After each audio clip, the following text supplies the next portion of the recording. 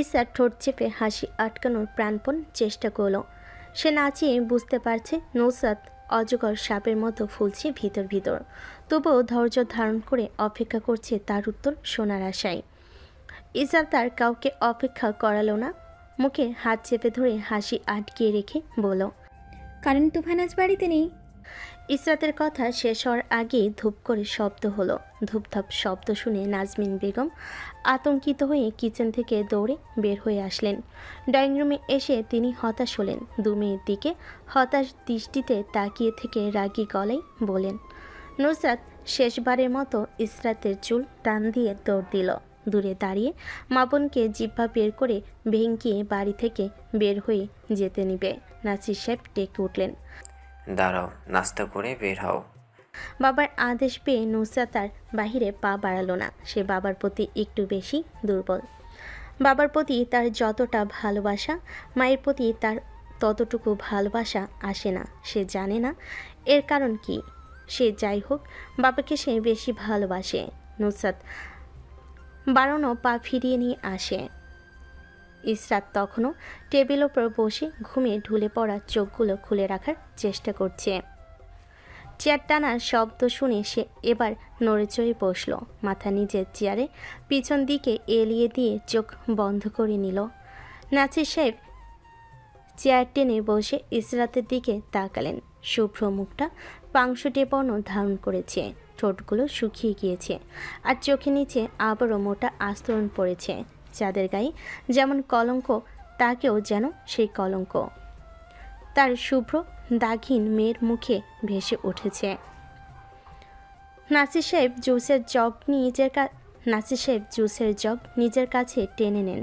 গ্লাসে জুস ঢালতে ঢালতে রয়েশই জিজ্ঞেস করেন, আবার দুঃস্বপ্ন দেখেছো?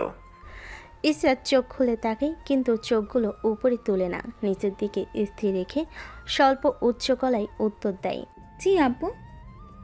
নাসির সাহেব নুসরাতের দিকে একটা জুসের গ্লাস আর ইসরাতের দিকে আরেকটা জুসের গ্লাস ঠেলে দিয়ে বলেন, এটা নিয়ে এত ভাবার কিছু নেই। দুঃস্বপ্ন ভেবে ভুলে যাও। অতিরিক্ত স্ট্রেস থাকলে তাই এসব স্বপ্ন দেখেছো। নাসির সাহেব স্বাভাবিক গলায় কথাগুলো বলে জুসের গ্লাসে চুমুক দিলেন। হঠাৎ নুসরাত হে হে করে হেসে উঠল। নাসির সাহেব গ্লাস রেখে নুসরাতের দিকে তাকান, জিজ্ঞেস করেন, কি হয়েছে, হাসছো কেন? নুসরাত দুপাশে কিছু না ভঙ্গিতে মাথা নাড়ে। নাসির সাহেব জুসের গ্লাসে আরেক চুমুক দিতেই নুসরাত ঠোঁট চোখা করে শুধায়, আব্বা সত্যি কি ওটা স্বপ্ন নাকি? কথা শেষ করতে পারে না, তার আগেই কুকু শব্দ করে কেসে ওঠে নাসির সাহেব। ইসরাত দৌড়ে নিজের জায়গা ছেড়ে উঠে দাঁড়ায়, বাবার দিকে এগিয়ে গিয়ে পিঠে হাত বুলিয়ে দেয়। নাসির সাহেব একটু ধাতস্থ হতেই ইসরাত সরে আসে।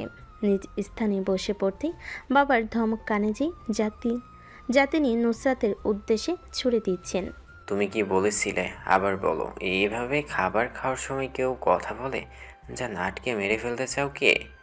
নুসরাত রহস্যময়ী হাসি ঠোঁট উল্টে চোখ ঝাপটায়, তারপর গাল ফুলিয়ে দুহাত আড়াআড়ি বুকে বেঁধে বলে, আব্বা আমি কিন্তু পড়ে নিয়েছি। নাসির সাহেব বিস্ময় নিয়ে জিজ্ঞেস করলেন, কি পড়ে নিয়েছো তুমি? নুসরাত শুধু হাসি, একবার ঠোঁট চোখা করে তো একবার উল্টে। নাসির সাহেব টেনশন নিতে পারেন না আর, এই মেয়ে তাকে টেনশন দিতে দিতে মেরে ফেলবে। দাঁতে দাঁত চেপে ছোট ধমক দিয়ে বলেন, তুমি কি পড়ে নিয়েছো বললে বলে ফেলো। এইভাবে সাসপেন্স দিচ্ছ কেন? নুসরাত দু চোখ ছোট ছোট করে ভুরু নাচায়, এক পেশে ভুরু করে ফুলে ওঠা বুক নিয়ে উত্তর দেয়, আমাদের লাইব্রেরি রুমে যে ডায়েরি আছে ওইটা। নাসির সাহেব এবার কিছুটা ভর্ত হলেন। নুসরাতের দিকে সিরিয়াস হয়ে তাকিয়ে জিজ্ঞেস করলেন, কোন ডায়েরি পড়ে নিয়েছো তুমি? নুসরাত কথা না বলে শব্দ তুলে সুর ডাকিয়ে জুসের গ্লাস থেকে জুস পান করে জুস খাওয়া শেষে গ্লাস রেখে সামনে তাকাতে দেখে ইসরাত আর নাসির সাহেব এখনও তার দিকেই তাকিয়ে আছে প্রশ্নাত্মক চোখে। নুসরাত শুধু হাসে, তারপর বাবাকে জ্বালাতে বলে, ওই যে গোলাপি ডায়েরিটা, যেটা আপনি আমাকে আর ইসরাতকে স্পর্শ করতে না করেছিলেন ওইটা। নাসির সাহেব বুকে হাত চেপে ধরেন, চেয়ারে সারা শরীর এলিয়ে দিয়ে চোখ বন্ধ করে জিজ্ঞেস করেন, না, না করা সত্ত্বেও ওই ডায়েরি তুমি পড়েছো কেন? নুসরাত এক পা তুলে চেয়ারে বসে নির্লিপ্ত চোখে আশপাশে বুলিয়ে নিয়ে উত্তর করে। আপনি তো জানেন আব্বা, নিষিদ্ধ জিনিসের প্রতি আমার একটু বেশিই ঝোঁক। আর তাই নিজের ঝোঁক সামলাতে না পেরে ওই ডায়েরিটা পড়ে নিয়েছি আমি। নাজির সাহেবের বুকে কিছু একটা কামড়ে উঠল। এক হাত দিয়ে বুকের বা পাশ চেপে ধরে রেখে জিজ্ঞেস করলেন। কতটুকু পড়েছো তুমি? ইসরাত দুজনের মাঝখানে বসে একবার বাবার দিকে গোল গোল চোখে তাকাই তো একবার বোনের দিকে তাকায়। সে বেচারা নুসরাতের ভাষায় দুই বিজ্ঞ মানুষের মধ্যে ফেঁসে গিয়েছে। চুপচাপ বসে থাকা ছাড়া এখন আর কোনো কিছুই করা নেই। নাজির সাহেবের চেতনা হারানোর পর্যায়ে নুসরাত ধীরে ধীরে অবিচল কণ্ঠে বলে। সব পড়ে নিয়েছি আব্বা। শেষের কথা টেনে টেনে বলে বাবাকে আরেকটু টেনশন দেওয়ার জন্য, কারণ সে ভালোবাসে তার প্রিয় মানুষদের টেনশন দিতে। নাজির সাহেব এলোমেলো তাকান, চোখের মনিতে স্পষ্ট তার উদ্দীপনা। নুসরাত বাবার অতিরিক্ত রিয়াক্ট করা দেখে আবার ভিলেনদের মতো করে হাসে। ইশরাতকে কিছু বলেছো? আর কি কি জানতে পেরেছো ডায়েরি পড়ে? নুসরাত এক মুহূর্ত বিলম্ব করে না, বিরক্ত হওয়ার ভান করে কপালে ভাঁজ ফেল, ব্যগ্র কণ্ঠে বলল। ইসরাতকে আবার কি বলবো আব্বা? জানেন কি হয়েছে? আমি না বললে জানবেন কিভাবে? দাঁড়ান বলছি কি হয়েছে। গোলাপি ডায়েরিটা হাতে নিয়ে পড়তে গিয়ে মনে হলো কোনো মাইয়ার ডায়েরি। পরে দেখে ও মা, এইটা তো কোনো আজমল আলীর ডায়েরি। আপনার আব্বা, আমার দাদার ডায়েরি। আমি কিছুটা বিরক্ত হলাম। পুরুষ মানুষ আবার কেন গোলাপি ডায়েরি ব্যবহার করে? লিখে নিজের এই কৌতূহল একপাশে ফেলে রেখে ডায়েরির প্রথম পৃষ্ঠায় লেখা দেখলাম। লেখা পড়তে গিয়ে দাঁত ভেঙে যাওয়ার জোগাড় হলো আমার। এতটুকু পড়েছি আমি, আমার নাম সৈয়দ আজমল আলী। আমার অনুমতি ছাড়া আমার গোলাপি ডায়েরি কেউ স্পর্শ করবেন না। এটুকু পড়ে মনে হলো লোকটা যখন নিজে বলছে তার ডায়েরি স্পর্শ না করার কথা, তাহলে আমি আর অসামাজিকতা দেখিয়ে ডায়েরিটা পড়িনি। তাই পরে পড়বো ভেবে রেখে এসেছি। নাজির সাহেবের কাছে নুসরাতের একটা কথাও বিশ্বাসযোগ্য মনে হলো না। ইসরাতের দিকে তাকাতে দেখলেন ইসরাত স্বাভাবিক, তাই না চাইতেও বিশ্বাস করতে হলো যে নুসরাত ডায়েরিটা পড়েনি। বলে এতক্ষণে ইসরাতের কাছে সব খোলসা করে ফেলতো। আর ইসরাত নিজের স্বপ্ন ভাবা জিনিসটা আসলে কি দুঃস্বপ্ন নাকি বাস্তব তা জেনে যেত। নাজির সাহেব নুসরাতের সব কিছু বলার পর রাগী চোখ তুলে তাকান তার দিকে। আঁকি যুগল প্রশস্ত করে দ্বিধাহীনভাবে নুসরাতকে জিজ্ঞেস করেন। তাহলে আমাকে এতক্ষণ ভয় দেখাচ্ছিলে কেন? নুসরাত অবাক হওয়ার ভান করে, ভরকে গিয়েছে এমন করে লাফ মেরে উঠে দাঁড়িয়ে চেয়ারের উপর দুহাত সামনে এনে ভয় পাওয়ার মতো করে থরথর করে কাঁপতে কাঁপতে বলে। আমার মাফ করে দিন সৈয়দ সাহেব, আপনাকে আমি যা সত্যি তাই বললাম, কিন্তু আপনি এখন বলছেন আমি আপনাকে ভয় দেখাচ্ছিলাম। নুসরাত হঠাৎ সিরিয়াস হয়ে গেল, চোখ দুটো ছোট ছোট করে শুধালো। সত্যি কি কিছু আছে ওই ডায়েরিতে আব্বা? তাহলে তো আজ একবার ওই ডায়েরিটা পড়ে দেখতে হবে। কি এমন আছে যার জন্য আব্বা আপনি এত ভয় পেয়ে বুক চেপে ধরেছিলেন? নাজির সাহেবের বুক থেকে নেমে যাওয়া ভারী পাথর আবার এসে যেন বুকে চাপা মারল। নুসরাতের দিকে অবিচল চোখে থেকে আওড়ান। তুমি এরকম কেন নুসরাত? নুসরাতের ঠোঁটের আগায় যেন উত্তর থাকে সব প্রশ্নে। সে মেয়েলি ঠোঁট নাড়িয়ে উত্তর করে। আমি আপনার মেয়ে, তাই আমি এরকম। আর আপনি এরকম বলেই আমি এরকম। আমি এরকম বলেই আমি এরকম। আর এই জন্যেই আমি এরকম। আর তার জন্যেই আমি এরকম। নাজির সাহেব বিরস মুখে তাকিয়ে রইলেন নুসরাতের দিকে, ব্যগ্র কণ্ঠে জিজ্ঞেস করলেন। তুমি কি পণ করে নিয়েছো নুসরাত? কাউকে শান্তিতে থাকতে দেবে না?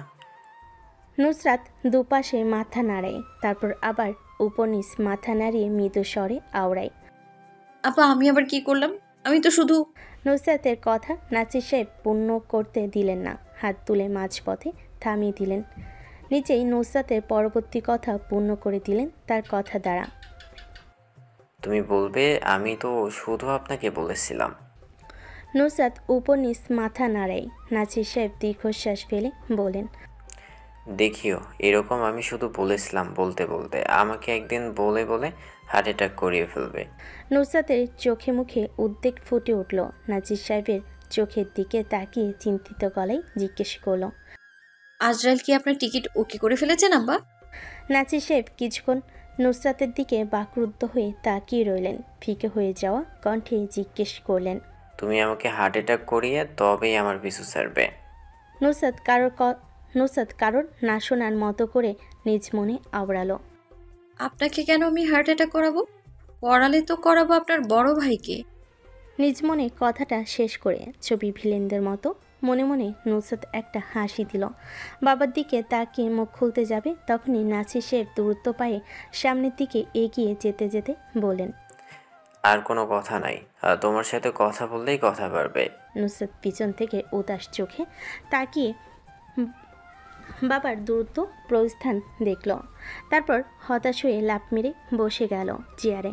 টেবিলের উপর দুহাতের কবজি ভর দিয়ে রেখে নিচের মুখ হাতের তালুতে রাখলো। ইসরাতের দিকে এক পলক চাইতে দেখে মেয়েটা টেবিলে বসে বসে ঘুমাচ্ছে। তখন নাসির সাহেবের উপরে রুম থেকে কণ্ঠ ভেসে আসে, নাজমিন, নাস্তা টেবিলে দাও, আমি আসছি। France city hospital. জাইন একটু আগে নিজের কেবিনে এসেছে।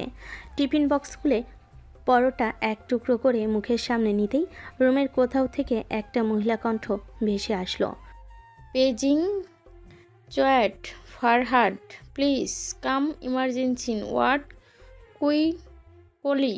আই রিপিট, ডক্টর চোয়াট Farhad, please come emergency ward quickly.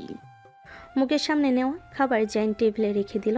টেবিলের ওপর রাখা স্টেথোস্কোপ বাহাতে এক প্রকার ছুঁড়ে মেরে টেবিলের ওপর থেকে নিয়ে এগিয়ে গেল কেবিনের দরজার দিকে। রুমের বাইরে বের হওয়ার আগে খোলা টিফিনের বক্সের দিকে তাকিয়ে দীর্ঘশ্বাস ফেল। রুম থেকে বের হতে হতে নিরাশ কণ্ঠে বিড়বিড়ায়, এই জীবনে তোর আর লাঞ্চ করা হবে না, তুই যা তোর ডিউটিতে ভাই। নাজির সাহেব কিছু কাজে মিল ফ্যাক্টরিতে গিয়েছেন। ইসরাত এখনও টেবিলে পড়ে পড়ে ঘুমাচ্ছে। নুসরাত বসে বসে নখ ঘুরছে আর ইসরাতকে লক্ষ্য করছে।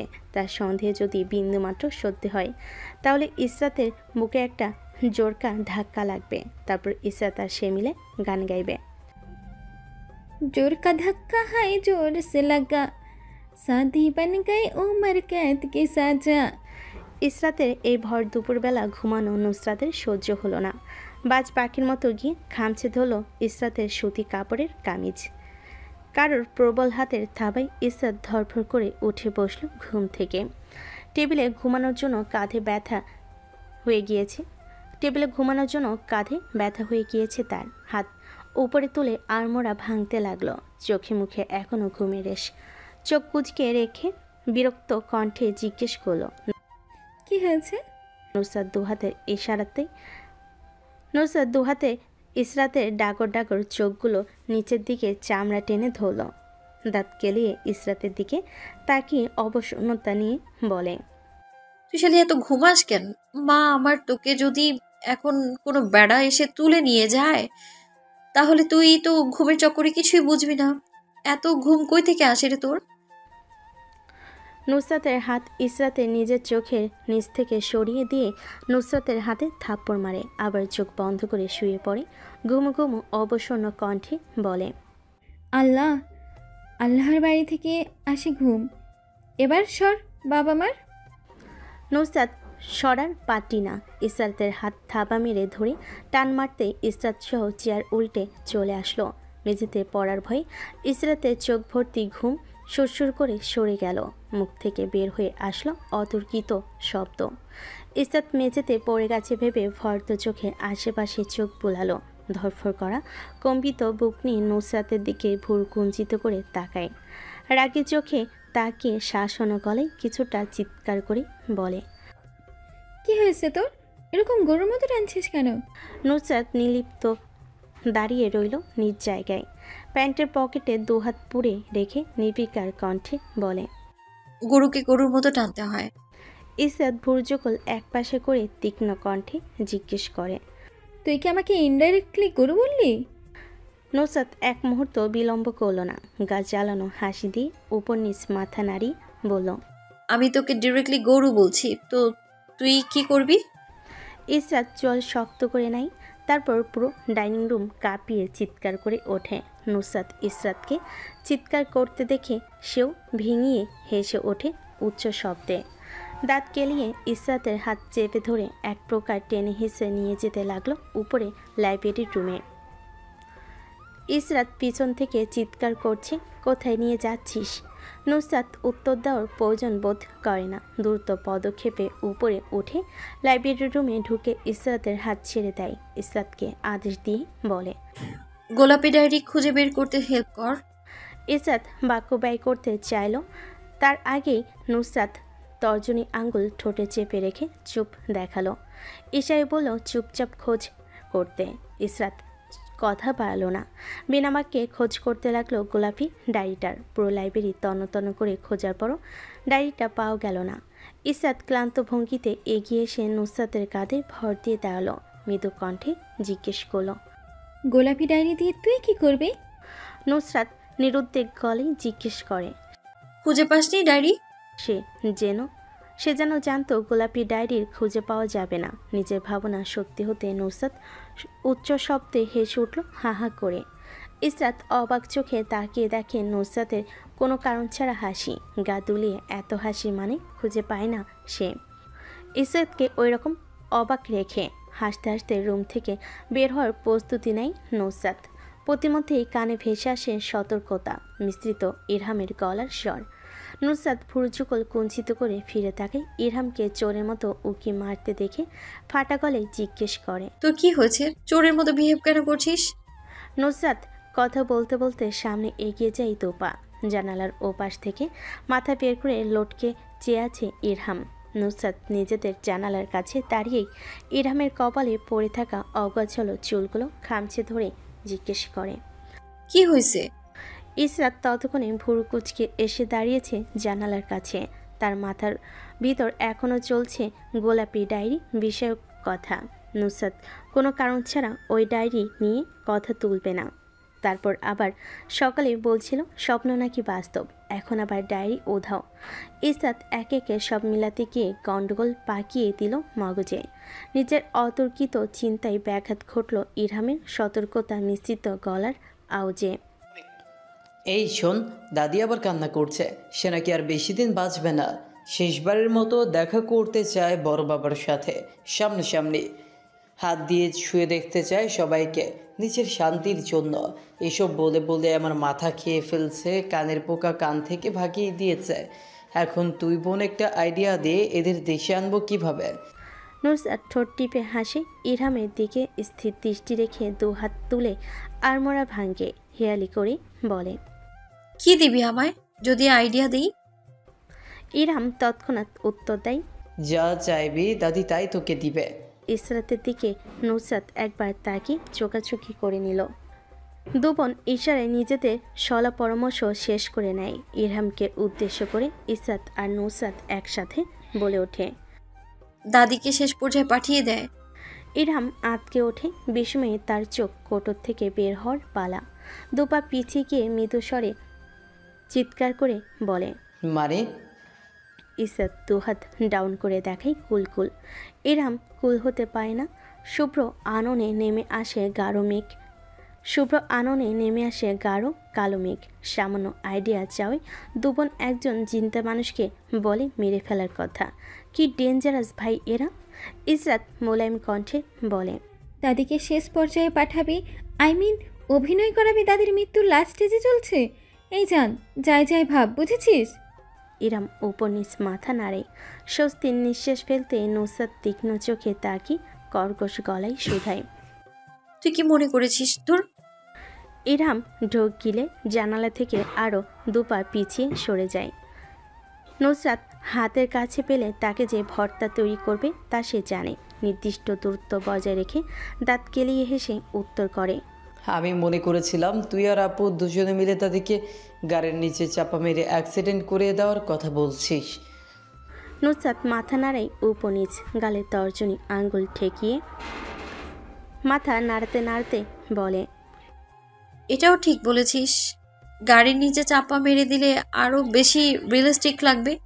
তাহলে তোদের গুণধর চাচা বুঝতে পারবে তার মা অসুস্থ, আর চাচাতো ভাইয়েরাও বুঝতে পারবে তাদের দাদি অসুস্থ। নুসরাতের কথা শেষ হওয়ার আগেই মাথায় গাঁটটা পড়ল। গাঁটটা মেরেছে ইসরাত। মাথায় হাত চেপে নুসরাত ইসরাতের দিকে বিরক্তি নিয়ে তাকায়, নাক ফুলিয়ে জিজ্ঞেস করে, মারলি কেন? ইসরাত নির্বিকার কণ্ঠে জানায়, কথা বলার স্টাইল বদলা। এরকম কথা বলে মানুষের খারাপ লাগবে। আর ওর চাচা হলে তোর কি কিছু লাগে না? ইসরাতের প্রশ্ন শুনতেই ধূপ করে বুকের ভিতর আগুন জ্বলে ওঠে নুসরাতের। তার ছেলের হাসি হেসে ব্যগ্র কণ্ঠে উত্তর দেয়। না, আমার কিছুই লাগে না। ইসরাত ইরহামের দিকে তাকায়। নুসরাতের কথায় ধ্যান না দিয়ে জিজ্ঞেস করলো, দাদির শরীর এখন কেমন? ইরহাম মুখ হাসি করে বলে, জি ভালো আপু। নুসরাত দাঁতে দাঁত চেপে কটমট করে বলল, তোর এই ঠোঁটের নিচের মেলানো দাঁতগুলো ভেঙে দিই, বিচ্ছিরি লাগছে তোর এই মেলানি। তারপর লেগে গেল দুজনের মধ্যে ঝগড়া। কার দাঁত কেমন, কার নাক কেমন,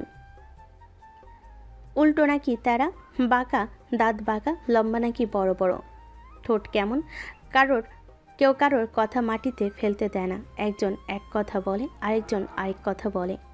নুসরাত নিজের জায়গায় আর স্থির দাঁড়িয়ে থাকতে পারল না। দুহাত সামনের দিকে তুলে তেড়ে গেল ইরহামের চুল ধরার জন্য।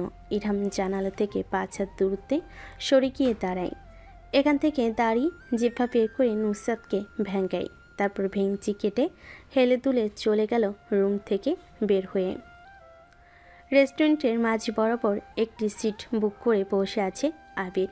চোখ মুখ স্পষ্ট বিরক্তি ফুটে আছে তার। চোখে মুখে স্পষ্ট বিরক্তি ফুটে আছে তার। হাতের ঘড়ি চেক করে দেখে নিল সময়। কাঙ্ক্ষিত ব্যক্তিটির আসার কথা ছিল 4টার সময়, এখন বাজে 4টা 30 মিনিট। তার এখনও কোনো পাত্তা নেই। বিরক্তির চরম শিখরে পৌঁছে দিয়ে তাকে আরও 15 মিনিটের মতো অপেক্ষা করিয়ে কাঙ্ক্ষিত ব্যক্তিটি আসলো। কাঙ্ক্ষিত ব্যক্তিটির উচ্চতা 5 ফিট 6 ইঞ্চি। দেখে বোঝার উপায় নেই যে এই ছেলে নাকি মেয়ে। মাথায় ক্যাপ, পুরো কালো ওয়ান টাইম মাস্ক। চুলগুলো কি করে রেখেছে এক আল্লাহ ভালো জানে। দ্রুত পদক্ষেপ ফেলে সামনে আগায় মেয়েটা। চোখ বুলাই চারিদিকে। যখন আবির অক্ষি কোটরের মধ্যে আবদ্ধ হয় তখন বড় বড় পা ফেলে এগিয়ে যায় মেয়েটা আবিরের টেবিলের দিকে। মেয়েটার হাঁটার স্টাইল দেখেও আবির বিরক্ত হয়।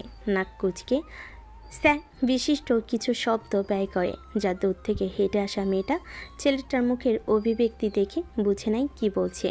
তার একটা দারুণ ক্ষমতা আছে, মানুষের ঠোঁট নাড়ানো দেখলেই তার মুখের কথা পড়ে নিতে পারে। মেয়েটা হাসে, পায়ের গতি বাড়িয়ে এগিয়ে যায় টেবিলের সামনে। কোনো প্রকার হাই হ্যালো করে না, শব্দ তুলে একটা চেয়ার টেনে বসে পড়ে। ক্যাপটা মাথা থেকে খুলে না, ওভাবেই থাকে, শুধু ওয়ান টাইম মাস্কটা খুলে নেয়। টেবিলের উপর অবহেলায় নিয়ে ফেলে দেয় মাস্ক। নিজের কাঁধের ব্যাগ পাশের চেয়ারে নামিয়ে রেখে পানির পট বের করে ঢকঢক করে পানি পান করা শেষে পানির পট আবার ব্যাগে ঢুকিয়ে রাখে। এরপর তাকে সামনে বসা আবিরের দিকে, যে নাক তুলে বিরক্তি নিয়ে তার দিকে তাকিয়ে আছে। কি বলার জন্য ডেকে পাঠিয়েছো বলো? নুসরাত শীতল কণ্ঠে কথাটা বলে। আবির নুসরাতের মুখের দিকে তাকাতেই এতক্ষণে গরম হওয়া মেজাজটা শিথিল হয়ে আসে। ঠান্ডা গলায় জিজ্ঞেস করে, কিছু খাবে? নুসরাত না ভঙ্গিতে মাথা নাড়ি, প্রশ্নাত্মক চাহনি নিক্ষেপ করে আবিরের দিকে কিছুটা শ্লেষ মিশিয়ে কটাক্ষের সহিত বলে, এত জরুরি ভঙ্গিতে ডাকলে কি বলার জন্য? এখন না বলে বসে আছো কেন? বলো কি বলবে? আবির কিছু বলতে নিবে, নুসরাত হাত তুলে কথা থামিয়ে দেয়। শীতল শান্ত দৃষ্টি অবিচল স্থির রাখে সামনে বসা পুরুষটার দিকে। আরও একবার ঠ্যাস মেরে টেনে টেনে বলে, তোমার অফিস কলিগ তোমাকে দেখে নেবে না আমার সাথে? আরে আরে মাস্ক পরো আগে, না হলে তো তোমার চাকরি চলে যাবে। নুসরাতের কণ্ঠে স্পষ্ট কটাক্ষ। আবির বুঝল নুসরাত খুব সূক্ষ্মভাবে তাকে অপমান করছে। আবির নুসরাতের দিকে তাকাতে দেখল মেয়েটার তার দিকে তাকিয়ে নেই। সে মনোযোগ সহকারে নিজের হাতের নখ দেখছে। মনে হচ্ছে এখন নখ দেখা ছাড়া তার কোনো কাজ নেই। নুসরাত নখের দিকে তাকিয়ে থেকে আবিরকে জিজ্ঞেস করে, কি বলবে বলো? এভাবে হাঁ করে মুখের দিকে তাকিয়ে থাকবে না? ছাগলের মতো লাগে তোমায় দেখতে। আবিরের শিথিল হয়ে আসা মেজাজ আরও গরম হয়ে যায় নুসরাতের খোঁচা মেরে বলা কথায়। মনের ভিতর নাড়া দেয় কিছু অহংকারমূলক প্রশ্ন। নিজ মনে ভাবে, এ মেয়ের এত ভাব কিসের? একে থাকে তো বস্তিতে, তার উপর পরে আবার হকার্স মার্কেটের কাপড়, জুতো পরেও স্লিপার, যা রিলেশনে যাওয়ার পর থেকে দেখছে। এ কেন এত ভাব নেই? আসে কোথা থেকে এত ভাব আর অ্যাটিটিউড এর? মনের ভিতর ফুটে ওঠা চাপা ক্ষোভ এবার তিত্তির করে বাহিরে বেরিয়ে আসে। দাঁতে দাঁত চেপে শ্লেষ মিশিয়ে জিজ্ঞেস করে, তোমার এত অ্যাটিটিউড মেনে নেওয়া যায় না নুসরাত। কারণ তুমি একে তো থাকো বস্তিতে, তার উপর পরও আবার লোকাল বাজারের কাপড়। আমার ফ্যামিলি স্ট্যাটাস কত হাই জানো তুমি? আর তোমার ফ্যামিলি স্ট্যাটাস কত লো এটা একবার ভেবে দেখেছ? তুমি আবার স্বপ্ন দেখো আমাকে বিয়ে করার। বস্তির মেয়ের এত ভাব কিসের আমি বুঝে পাই না। নুসরাত আবিরের কথা না শোনার মতো করে হাতে নখ দেখতে থাকলো। নখের দিকে তাকিয়ে থেকে উত্তর করল, আমার কোনো ইচ্ছে নেই তোমার ফ্যামিলি স্ট্যাটাস কত হাই লেভেলের তা জানার। নুসরাতের কাছ থেকে কোনো পাত্তা না পেয়ে আবির অজগর সাপের মতো ফুলে ওঠে। নুসরাতের হাত চেপে ধরতে যাবে, নুসরাত নিজের হাত সরিয়ে নেয়। মাথা দুপাশে নাড়ি সাবধান করে দিয়ে বলে, আহা, একদম না। আমি তোমাকে এই অধিকারটা দিইনি আমার শরীর স্পর্শ করার। আবির নিজের হাত গুটিয়ে নিল, কিন্তু চাপা ক্লেশে শরীর মন দুটোই পিষ্ট হলো। দাঁত কটমট করে নুসরাতের দিকে তাকিয়ে বলল, তুমি জানো তোমাকে দেখলে কেউ বলবে না তোমার বয়স 19। এই বয়সে যে হাল করেছ যে কেউ দেখলে বলবে 50 বছরের বুড়ি। নুসরাত হাঁ হাঁ করে হেসে উঠল। কথাগুলো মাছি তাড়ানোর ভঙ্গিতে বাতাসে উড়িয়ে দিয়ে আবিকে শুধরে দিয়ে বলে, তাহলে তো কম লাগে আমায় দেখতে। আমার বয়সের সাথে আরো +5 অ্যাড করো, তাহলে যে বয়স আসবে ওটা আমার বয়স। এত কম বয়সে আমাকে দেখা যায় তা তো আমি জানতাম না। নিজের বয়স থেকে আরো 5 বছর কম লাগে। যুবতী দেখা যায় আমাকে কিভাবে? আবির আর নিজেকে দমিয়ে রাখতে পারল না, কোনো বাক্য ব্যয় ছাড়া কথা তুলো। আমার ফ্যামিলি তোমাকে মেনে নেবে না। তারা ঘরের জন্য বউ চায় যে তাদেরকে খেয়াল রাখবে, আমার সাথে সংসার করবে। তোমার মতো ডিঙ্গি মেয়ে চায় না তারা, যে সারাদিন বাইরে ঘুরে বেড়াবে ছেলেদের মতো করে। তাই তোমার সাথে আমার সম্পর্কের ইতি এখানে ঘটাতে আসলাম। আমার বাবা মা আমার জন্য মেয়ে চয়েস করে নিয়েছে। মেয়েটি যেমন ভদ্র তেমন সুন্দর, তার ব্যবহার দেখলে যে কে বলবে মারহাবা। আর বাড়ির সকল কাজ সে একা হাতে সামলাতে পারে। মেয়েটা সর্বগুণে সম্পূর্ণ। তার দিক থেকে তো তুমি একজন অকর্মার ডেকি, যে সারাদিন একটা মোবাইল নিয়ে গলির মোড়ে বাচ্চাদের সাথে ক্রিকেট খেলো। কাজ কি পারো যে তোমাকে আমি বিয়ে করব? এই স্বপ্ন তুমি দেখো? নুসরাত দুহাত তুলে আড়াআড়ি বুকে বাঁধল। চোখে মুখে নেই কোনো দুঃখ, যেন একে পিছন ছাড়াতে পেরে সে খুব খুশি। নিজের পেটে খিল মেরে খুশি আটকে রেখে জিজ্ঞেস করল, বাড়ির জন্য বউ আনছো না কাজের বউ নিয়ে আসছো, কোনটা? আবির মৃদু গলায় চিৎকার করে উঠল। হোয়াট? নুসরাত অবিচল কণ্ঠে ভর্তহীনভাবে জিজ্ঞেস করে, কাজের বউ আনছো নাকি বাড়ি বউ আনছো? আচ্ছা এটা বলো, তোমার ভাইয়ের বয়স কত? 16-17 নাকি 15? নুসরাত নিজে প্রশ্ন করে নিজে আবার প্রশ্নের উত্তর দেয়। তর্জনী আঙ্গুল গালে ঠেকিয়ে ভাবার মতো করে বসে রয়। আবির চোখ মুখ কঠিন করে রেখে উত্তর দেয়, 16। নুসরাত হাঁ হাঁ করে পুরো রেস্টুরেন্ট কাঁপিয়ে হেসে ওঠে এবার। আবিরকে তার কাছে জোকারের মতো লাগছে। দাঁত গেলিয়ে হেসে বলে, খুল ব্রো খুল, উত্তেজিত কেন হচ্ছ? বুঝতে পারছি SAC ক্যান্ডিডেট কোনো মেয়ে বিয়ে করছো, তাই না? একদম কচি খুকি। আবির একটা কথা জানো কি, ওই কচি খুকি তুমি যদি বলো হাঁটো, তাহলে খুকি হাঁটবে।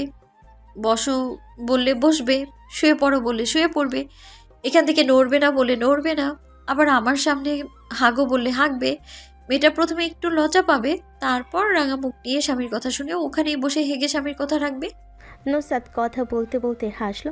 আবিরের মুখ ততক্ষণে রাগে লাল বর্ণ ধারণ করেছে।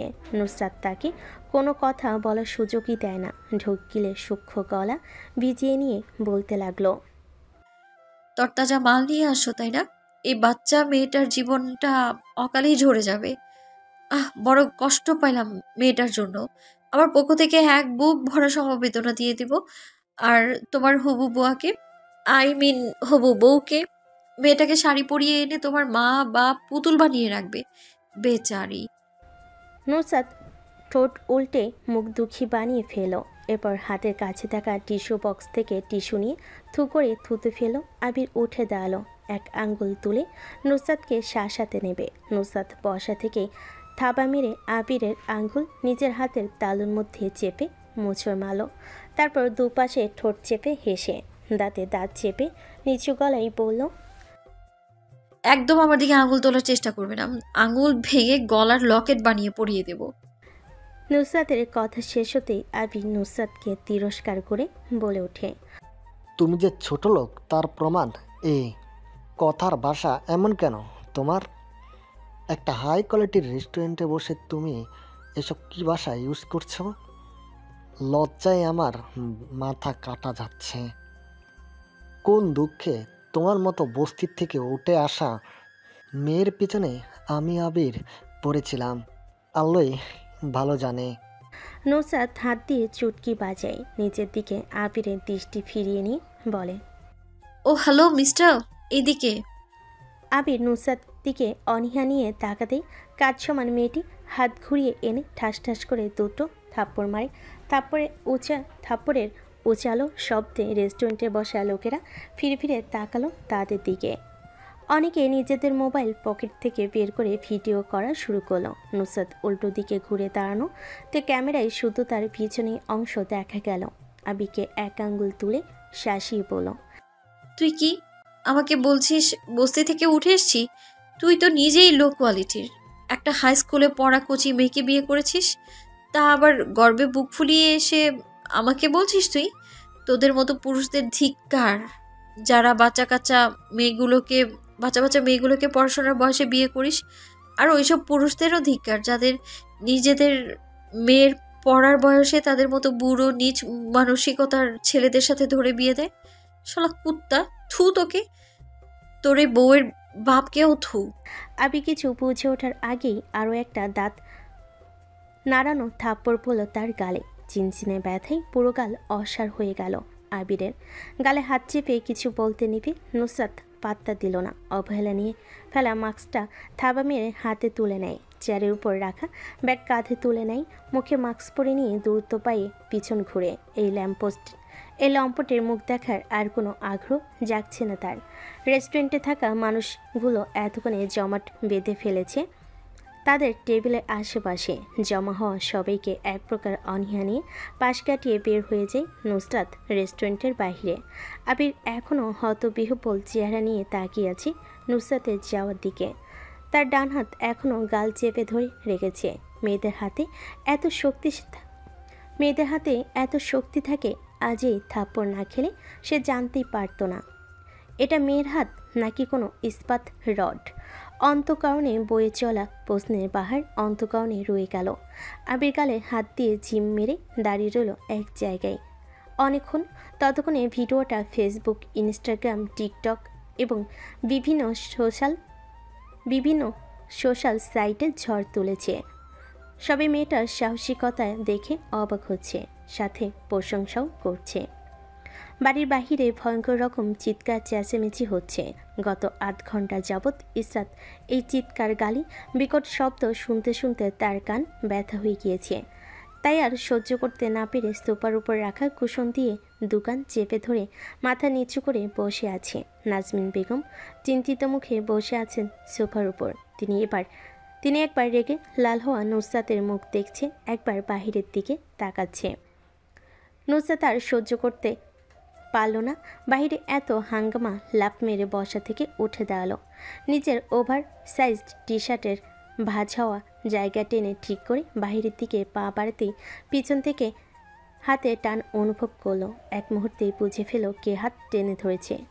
অলস ভঙ্গিতে পিছনে নজর দিতেই, অলস দৃষ্টিতে পিছনে তাকাতেই নাজমিন বেগমের রাগীর চোখ মুখ নিচের অক্ষি কোটরে ভাসল। এক আঙ্গুল তুলে নাজমিন বেগম নুসরাতকে শাসিয়ে বলেন, সাবধান, এক পা বাড়ির বাহিরে রাখবি না তুই। তোর বাপ ওখানে আছে, সেজো ভাই, ছোট ভাই আছে, সবাই সামলে নিবে। তুই চুপচাপ এখানে বস, না হলে আজ আমার জুতোর বাড়ি থেকে কেউ তোকে রক্ষা করতে পারবে না। নুসরাত নাজমিন বেগমকে আর খেপালো না, চুপচাপ কি সোফার উপর বসলো এক পা তুলে।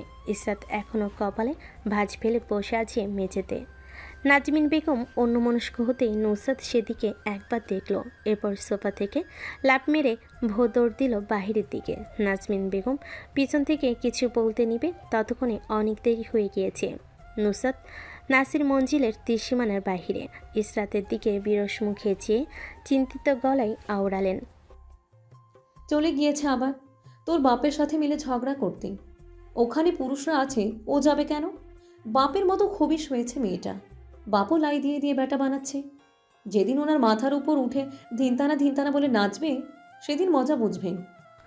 ইসরাত মায়ের দিকে চেয়ে মিষ্টি হাসে দোকান থেকে কুশন নামিয়ে মেঝেতে রাখে রিনরিনিয়ে গলায় বলে, চিন্তা করুন আম্মু, নুসরাত উল্টাপাল্টা লজিক দিয়ে মন্টু চাচাকে সামলে নেবে। আর দোষ তো মন্টু চাচার, উনি কেন আমাদের জমির ওপর বারবার নিজের সীমানা ঢুকিয়ে দেন? নাজমিন বেগম প্রলম্বিত শ্বাস ফেলেন। ইসরাতের দিকে এক পলক চোখ বুলে অবসন্ন কণ্ঠে বলেন, তুই তো ওর পক্ষ টানবি, তোর বোন না? আচ্ছা তুই এরকম হলি, তাহলে ও এরকম হলো কেন? কার মতো হয়েছে এক আল্লাহ ভালো জানে। ইসরাত হাসে নরম গলা বলে ওঠে, আমি এরকম বলেও ওরকম হয়েছে। দুজন ভালো হলে তো আর তোমাদের কোনো দুশ্চিন্তা থাকতোই না। তাই একটু দুশ্চিন্তা থাকার জন্য আল্লাহ ওকে ওরকম বানিয়েছেন। আর তুমি জানো না ও কার মতো হয়েছে? ইসরাত কথাটা শেষ করে নাজমিন বেগমের দিকে প্রশ্নাত্মক চোখে তাকায়। ইসরাতের প্রশ্নের উত্তরে নাজমিন বেগম দুপাশে মাথা নাড়েন। ইসরাত গলার আওয়াজ নামিয়ে নিয়ে বলে, বড় আব্বুর মতো হয়েছে। নাজমিন বেগম কপালে ভাঁজ পেলে উদ্বেগ নিয়ে জিজ্ঞেস করেন, তুই কিভাবে জানলি বড় ভাইয়ার মতো হয়েছে? ইসরাত ফিসফিস করে বলে, দাদি বলেছে। মামি দুজনের দিকে কিছুক্ষণ তাকিয়ে থেকে ফিক করে হেসে ফেলে। শিকদার বাড়ির কর্তা নিজাম শিকদার মঞ্জিলে নিজাম শিকদার ও তার দুই নাতি নাতনির বসবাস। রোড অ্যাক্সিডেন্টে ছেলে আর ছেলের বউ মারা যাওয়ার পর নাতি নাতনি তার কাছে বড় হয়েছে। বড় নাতির নাম আরমান শিকদার আর ছোট নাতনির নাম সৌরভী শিকদার। বর্তমানে 28 বছর বয়সী আরমানের জন্য নিজাম শিকদার পাত্রীর খোঁজ করছেন। আর ভালো পাত্রী পেলেই তিনি আরমানের গলায় হাত চেপে ধরে বিয়ে দিয়ে দিবেন সেই পাত্রীর সাথে। নিজাম শিকদারের একটা মেয়েকে আরমানের জন্য পছন্দ হয়েছে। মেয়েটা যেমন সুন্দর তেমন লম্বা, কথা বলার ধরন, ভদ্রতা, নম্রতা সব দিক দিয়ে মেয়েটাকে তার কাছে ভালো লেগেছে। কি সুন্দর করে কথা বলে, বড়দের যখন সালাম দেয় মাথা নিচু করে, তখন মনে হয় কোনো কোকিল কুহু কুহু শব্দ করে গান গাইছে। তাই নিজাম শিকদার মেয়েটার নাম দিয়েছেন কোকিলাসুরি। মেয়েটাকে তার পছন্দ হয়েছে, কিন্তু এখনও কিছুটা যাচাই বাছাই করার বাকি আছে। তাই তিনি সবসময় চোখ স্থির রাখছেন নাসির মঞ্জিলের দিকে। সকাল দুপুর বিকেল সন্ধ্যা রাত এক টাইম করে তিনি প্রতিদিন গিয়ে বসেন নিজের বাড়ির রাস্তার দিকে হওয়া বড় বারান্দায়। আর সেখানে বসে কখনো কখনো উকিঝুঁকি মারেন, তো কখনো বারান্দায় রাখা বেতের সোফার উপর উঠে লাফ মারেন। আবার কখনো পাশের বাড়ির মেয়েটা বারান্দায় আসলে নিজাম শিকদার লাফঝাপ মেরে দৃষ্টি আকর্ষণ করেন। তখন মেয়েটা তার দিকে তাকিয়ে মিষ্টি একটা হাসি দেয় আর কোকিলা স্বরে সালাম দিয়ে বলে, কেমন আছেন দাদু ভাই? এটা বলেই তার মনে একটা কথা বাজে। আহা, কি চমৎকার গলা মেয়েটার, শুনলেই তো মন ভরে তার। আজও তার ব্যতিক্রম নয়। নিজাম শিকদার বারান্দায় এসেছেন নাসির মঞ্জিলে নজর রাখার জন্য। কিছুক্ষণ অপেক্ষা করার পর হঠাৎ কানে আসে একাধিক পুরুষের গলার আওয়াজ। বিরক্তি দিতে চবর্গীয় শব্দ বের করে বিড়বিড় করে নিজাম শিকদার, আবার ঝগড়া লাগিয়েছে এই মন্টুটা। এর জন্য একটু শান্তিতে পাশের বাড়িতে নজরও রাখতে হচ্ছে নজরও রাখা যাচ্ছে না। হায় আল্লাহ, এদের জন্য মনে হয় আমার নাতিটারে বিয়েই হবে না। নিজের বিরক্তি চেপে বারান্দায় রাখা বেতের সোফায় গিয়ে বসলেন নিজাম শিকদার। ফ্লাক্স থেকে চা ঢেলে এক চুমুক দিতে কুহু কুহু করে কেসে উঠলেন। সামনের দিকে তাকাতে চোখ রসগোল্লা হয়ে গেল। চায়ের কাপ রেখে বিড়বিড় করে বলেন নিজাম। এসে গিয়েছে টর্নেডো। এই জন্য মনে হচ্ছিল এতক্ষণ ধরে কিছু একটা নেই, কিছু একটা নেই। বাপরে কি গলার আওয়াজ মাইয়ার! বাপের থেকে জোরে ধমক মারে।